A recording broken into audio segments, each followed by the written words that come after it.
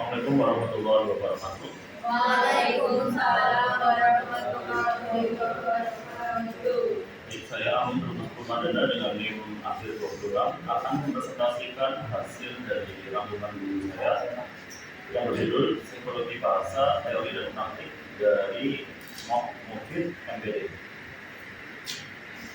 Yang pertama ada pendahuluan. Dalam pendahuluan ini membahas pengertian secara mendasar dari psikolinguistik, bahwa psikolinguistik adalah ilmu yang mengkaji bagaimana manusia itu memperoleh, memahami, dan menggunakan bahasa dalam kehidupan sehari-harinya. Ilmu ini merupakan gabungan antara psikologi dan linguistik. Jadi psikolinguistik merupakan ilmu interdisipliner yang menggabungkan antara fisiologis manusia dan juga linguistik. Nah, dalam psikologi ini, seperti yang secara umum diketahui, itu mempelajari perilaku dan proses dari mental manusia. Lalu yang kedua, linguistik, itu mempelajari struktur dan fungsi bahasa.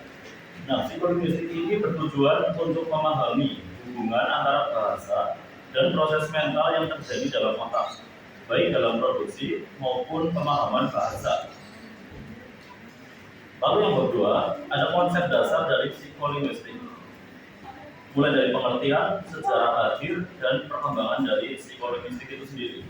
Secara etimologis atau pengertian kata, istilah psikolinguistik berasal dari dua kata, yaitu psikologi dan linguistik. Nah, bidang ini bertujuan untuk menjelaskan bagaimana bahasa itu digunakan dalam kehidupan sehari-hari, serta bagaimana manusia itu mendapatkan memahami kata-kata dan kalimat, dan bagaimana bahasa itu dipelajari sejak kecil hingga dewasa.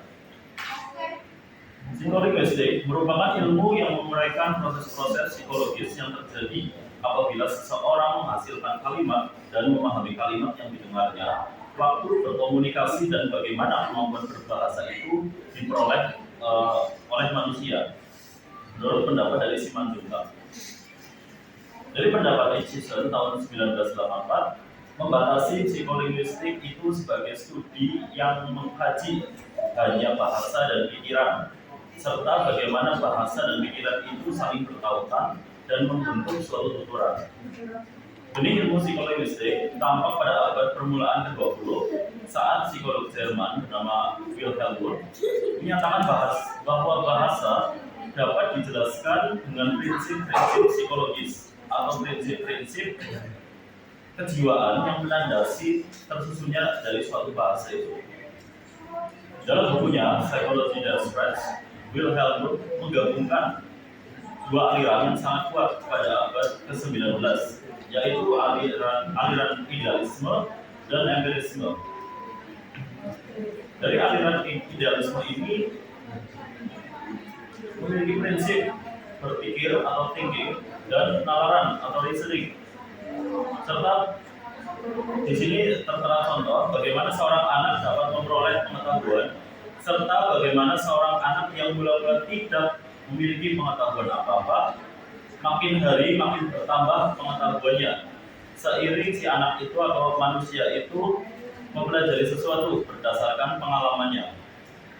Lalu yang kedua ada aliran empirisme. Aliran empirisme ini beranggapan bahwa pengetahuan diperoleh dari pengalaman panca indera. Ketika manusia itu memiliki pengalaman, maka panca indera manusia itu akan menangkap pengalaman itu sehingga itu terproses dalam otak manusia. Jadi dari pengalaman itu bukan dari penalaran seperti yang dikatakan oleh kaum sebelumnya atau idealis. Nah, di samping itu dikatakan juga bahwa anak-anak lahir tanpa pengetahuan apa-apa. Mereka adalah tabula rasa. Dianalogikan tabula rasa itu bagaikan manusia itu lahir bagaikan kanvas putih kosong yang hanya melalui pengalaman mereka lah baru mendapatkan pengetahuan. Secara rinci, psikolinguistik itu mempelajari 4 topik utama. Yang pertama itu komprehensi, yaitu proses-proses mental yang dilalui oleh manusia sehingga mereka dapat menangkap apa yang dikatakan oleh orang lain dan memahami apa yang dimaksud. Dan yang kedua itu produksi, yaitu adalah proses mental pada diri kita yang membuat kita dapat berujar seperti apa yang kita ujarkan.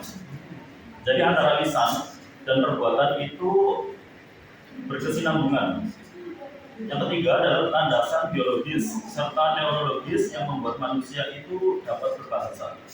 Dan yang terakhir pemerolehan bahasa, yaitu bagaimana anak memperoleh bahasa. Itu adalah 4 pokok utama yang dipelajari dalam ilmu psikolinguistik. Lalu yang bab 3 adalah objek kajian psikolinguistik. Yang pertama itu objeknya adalah otak dan bahasa. Hubungan antara otak dan bahasa dikenal dalam bidang neurologi yang mempelajari keterkaitan antara organ otak manusia dengan kemampuan berbahasa. Nah, hubungan ini mencakup bagaimana bahasa itu disimpan dalam memori atau dalam otak manusia, lalu bagaimana seseorang itu menggunakannya dalam komunikasi, serta bagaimana proses pemerolehan bahasa itu terjadi. Yang kedua, objeknya adalah pikiran dan bahasa itu sendiri.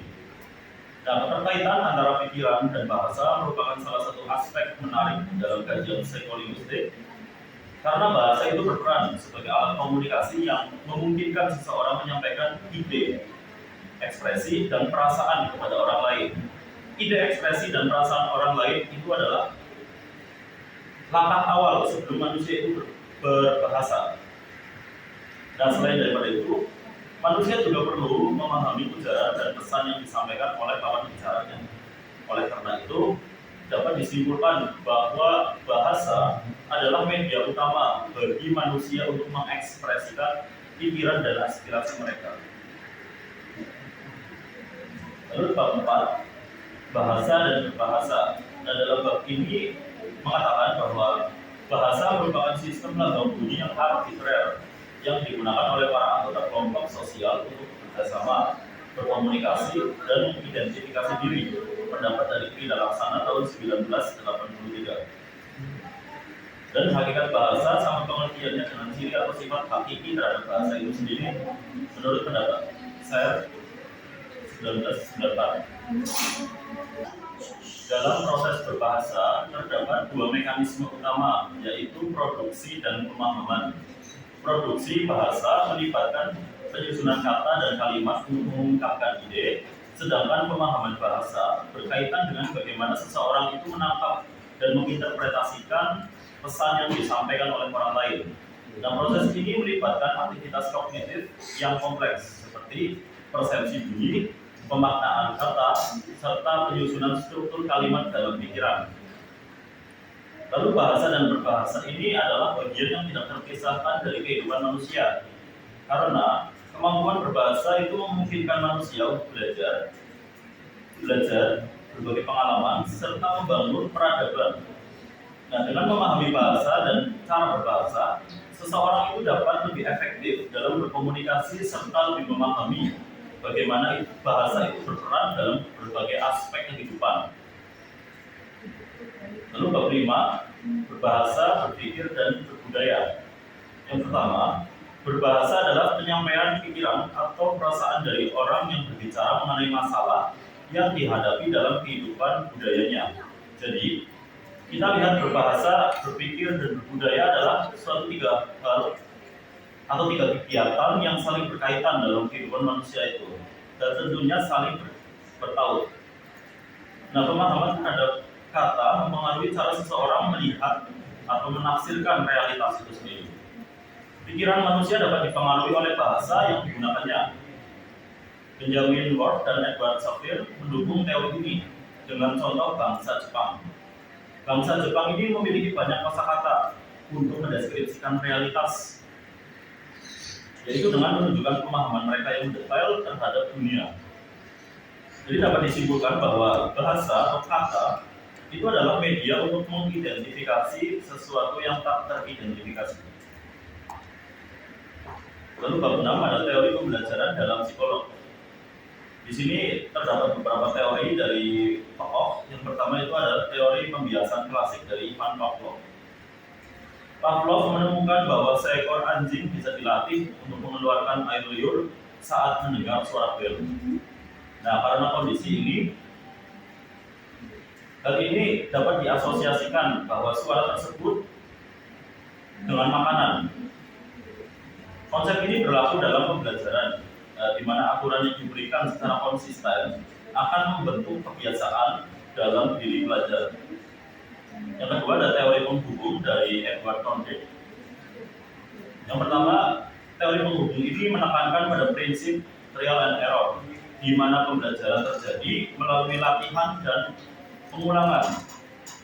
Pengulangan yang terus dilakukan maka akan menanamkan sebuah kebiasaan, dan kebiasaan yang sudah terbentuk itu akan menjadi sebuah kemampuan. Yang kedua adalah hukum latihan, law of exercise, yaitu kebiasaan itu dibentuk melalui repetisi atau pengulangan. Yang ketiga, hukum akibat atau law of effect, yaitu perilaku yang mendapatkan konsekuensi positif akan diperkuat. Yang B ada teori kognitif. Teori ini menekankan bahwa pembelajaran adalah proses aktif yang melibatkan pemahaman, memori, dan penalaran.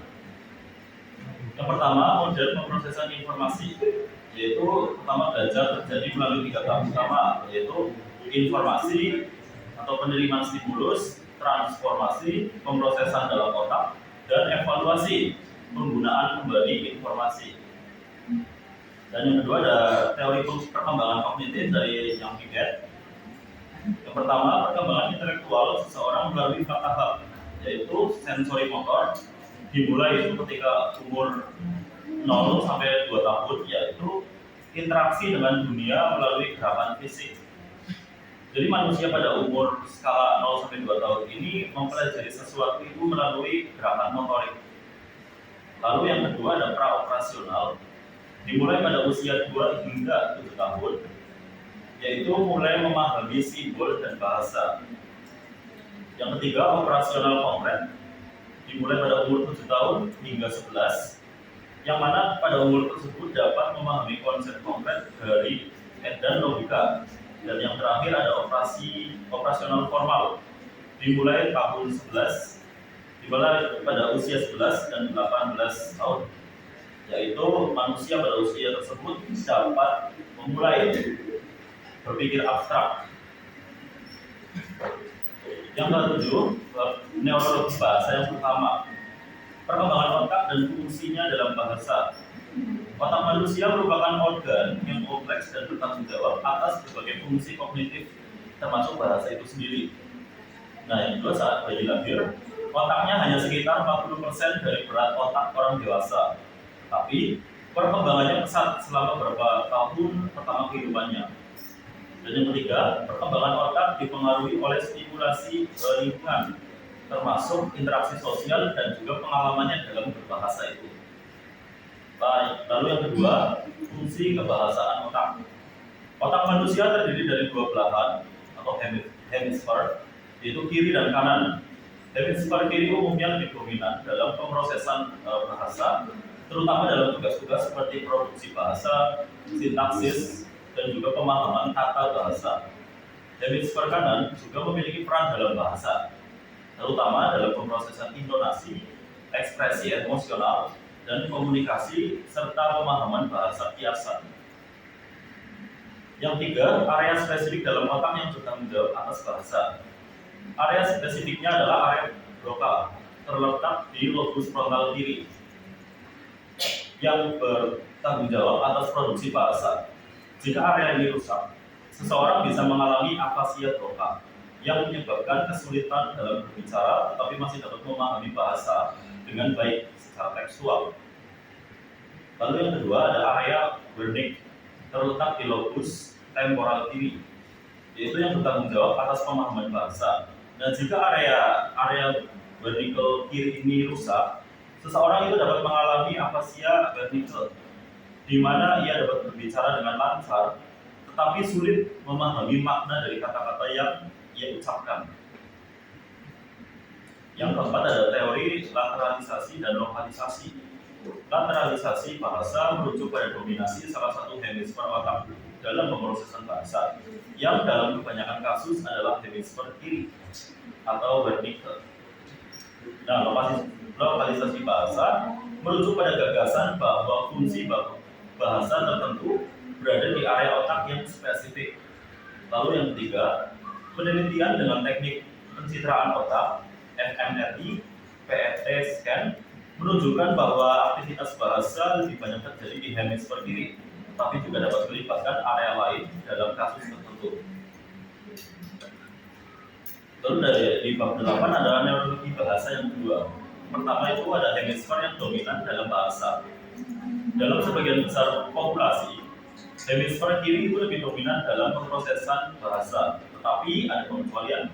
Misalnya, sekitar 30% orang tinggal menunjukkan dominasi bahasa yang lebih kuat di hemisfer kanan atau distribusi yang lebih merata antara kedua hemisfer.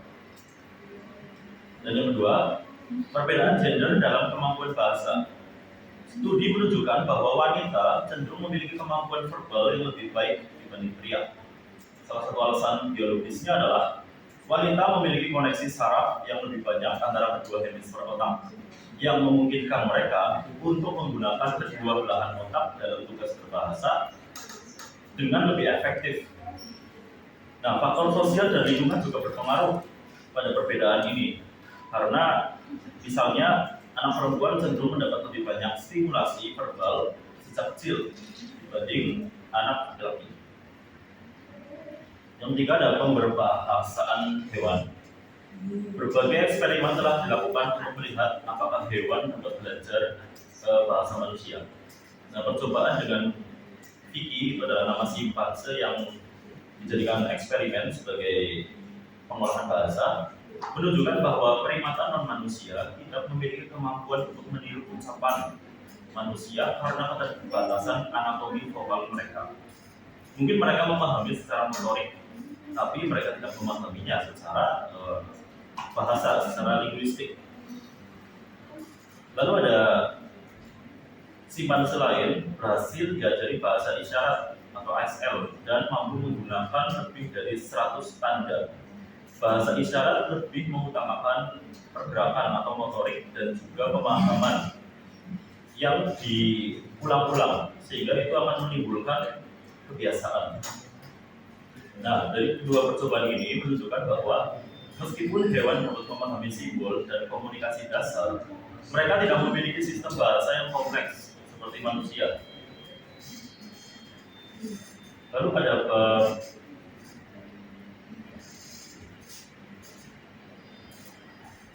9 ada gangguan berbahasa. Yang pertama, gangguan berbicara.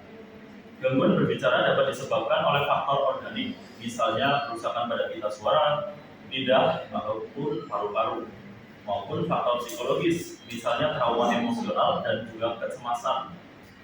Nah, beberapa jenis gangguan berbicara itu meliputi yang pertama, gangguan keserampangan. Orang berbicara dengan suara tidak jelas dan tidak lutut.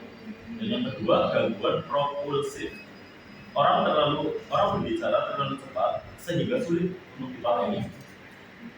Dan yang kedua ada gangguan berbahasa. Gangguan bahasa seringkali disebabkan oleh kerusakan otak, terutama area broca dan Wernicke. Yang kedua, afasia broca itu kesulitan dalam produksi bahasa, tetapi masih dapat memahami bahasa itu dengan baik. Dan yang ketiga, afasia Wernicke, dapat berbicara dengan lancar, tetapi seringkali kalimatnya itu tidak memiliki makna yang jelas. Dan yang ketiga, gangguan berpikir dan sosial yang mempengaruhi bahasa. Yang pertama itu stres, kecemasan, atau gangguan mental lainnya yang dapat mempengaruhi kemampuan seseorang dalam menggunakan bahasa itu secara efektif. Yang kedua, gangguan sosial seperti autisme dapat berdampak pada keterampilan komunikasi seseorang, seperti contoh kesulitan dalam memahami bahasa figuratif atau ekspresi sosial.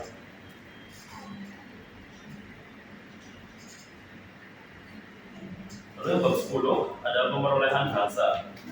Pertama ada pengertian pemerolehan bahasa. Pemerolehan bahasa itu dapat dipahami sebagai proses alami di mana seseorang itu belajar bahasa tanpa instruksi formal. Yang kedua, pemerolehan bahasa berbeda dengan pembelajaran bahasa yang melibatkan proses formal seperti sekolah atau kursus bahasa, yang mana itu sifatnya adalah bertahap. Nomor 2 ada tahapan pemerolehan bahasa. Tahap prelinguistik yaitu usia 0 sampai 6 bulan. Bayi mulai mengenali suara manusia dan merespon dengan ocehan. Lalu yang kedua adalah tahap semu kata usia 12 hingga 18 bulan. Bayi mulai mengucapkan kata pertama yang memiliki makna. Lalu yang ketiga tahap 2 kata usia 18 hingga 24 bulan, bahwa anak mulai menggabungkan 2 kata seperti makan nasi. Nah, tahap yang keempat, tahap kalimat sederhana usia 2 hingga 3 tahun, anak mulai berbicara dengan kalimat lebih panjang dan memiliki struktur yang lebih kompleks. Dan yang terakhir kelima ada tahap bahasa dewasa, dimulai pada usia 4 tahun ke atas. Anak sudah mulai memahami tata bahasa yang lebih kompleks dan bisa berkomunikasi seperti orang dewasa. Lalu ada pemerolehan bahasa pertama dan kedua. Bahasa pertama atau disimbolkan B1 atau yang biasa secara umum disebut adalah sebagai bahasa ibu, adalah bahasa yang diperoleh sejak lahir dan digunakan secara alami dalam kehidupan sehari-hari. Lalu ada bahasa kedua, bahasa yang dipelajari setelah bahasa pertama, seringkali dalam konteks pendidikan formal atau karena kebutuhan sosial. Dan yang nomor 4 ada faktor yang mempengaruhi pemerolehan bahasa. Yang pertama itu faktor biologis, yakni kemampuan otak dalam mengolah bahasa. Yang kedua faktor lingkungan, yaitu paparan bahasa dari orang tua dan lingkungan sekitar. Dan yang ketiga adalah faktor sosial dan juga interaksi. Semakin sering seseorang itu berkomunikasi, semakin cepat ia menguasai bahasa. Terima kasih, sekian presentasi dari saya. Bila ada yang ditanyakan, silakan diajukan. Baik, silakan. Baik, saya juga ada sampaikan di 2017. Izin bertanya, apa perbedaan antara pemerolehan bahasa pertama dan kedua dalam perspektif psikolinguistik? Baik, terima kasih.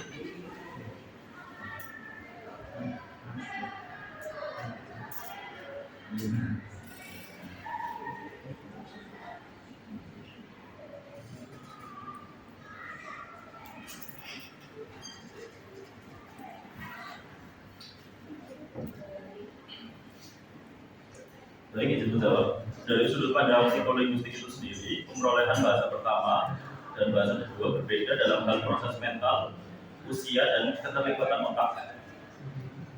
Bahasa pertama itu diperoleh secara alami sejak kita bayi. Otak kita pada masa itu seperti spons yang dapat dengan mudah menyerap segala sesuatu. Jadi apapun bahasa yang disampaikan atau diujarkan pada saat kita masih bayi atau manusia masih bayi, itu akan lebih mudah menyerap, karena itu akan menjadi sebuah patokan pertama bahwa bahasa itu ya seperti itu. Ini juga disebut sebagai proses implisit, bahwa kita tidak sadar sedang belajar, tapi lama-lama bisa bicara dengan lancar. Otak bayi juga punya plastisitas tinggi, artinya sangat fleksibel untuk membentuk sistem bahasa. Sedangkan bahasa kedua itu biasanya dipelajari setelah bahasa pertama sudah dikuasai sebagai media komunikasi itu. Seringkali dalam konteks formal seperti di sekolah atau lingkungan-lingkungan formal yang mengharuskan kita harus menggunakan bahasa seperti contoh bahasa nasional itu. Nah, proses ini lebih eksplisit, artinya kita sadar bahwa kita itu sedang mempelajari bahasa baru. Seperti contoh kita menghafal kosakata, mempelajari aturan tata bahasa, dan masih banyak lagi. Otak orang dewasa sudah tidak sefleksibel otak bayi, jadi biasanya lebih butuh usaha dan juga hasilnya pun bisa bervariasi tergantung motivasi, usia, dan juga lingkungan. Secara singkat, kesimpulannya adalah bahasa pertama diperoleh secara alami dan tak sadar sejak kecil, sedangkan bahasa kedua itu cenderung dipelajari secara sadar dengan proses mental yang lebih kompleks dan melibatkan sistem memori yang berbeda. Gitu ya. Baik, sekian presentasi dari saya. Terima kasih atas perhatiannya. Kurang lebih mohon maaf. Wassalamualaikum warahmatullahi wabarakatuh. Waalaikumsalam.